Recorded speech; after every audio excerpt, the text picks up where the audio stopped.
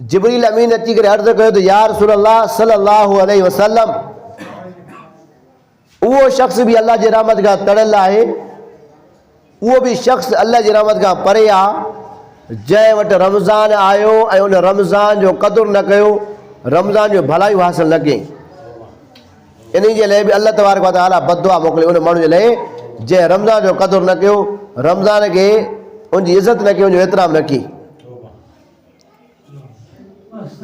त हाणे मालूम थियो त हाणे असांजे हवाले आहे, पोइ असां रमज़ान जो क़दुरु कयूं या न कयूं, पोइ असां दुरूद पाक पढ़ूं या न पढ़ूं असांजे मथो आहे, वालिदैन जी ख़िदमत चङी तरह कयूं या न कयूं असांजे मथो आहे। अल्लाह तबारक व तआला रस्ता ॾिना आहिनि, तरीक़ा ॾिना आहिनि, हाणे असांजो कमु आहे हलूं असां।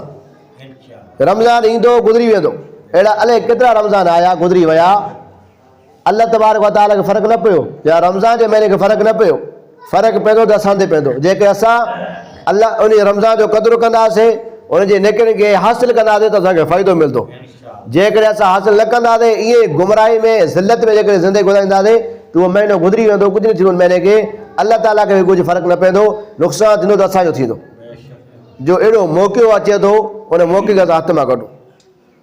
त रमज़ान जे लाइ सभु तयारु आहियो, तराविया पढ़ंदव, नफ़िल इबादत ऐं रोज़ा बि रखंदो सॼा। बसि अल्लाह पाक खां दुआ आहे जेको कुझु बयानु कयो अल्लाह तबारक व तआला पंहिंजी बारगाह में क़बूल ऐं मंज़ूर फरमाए।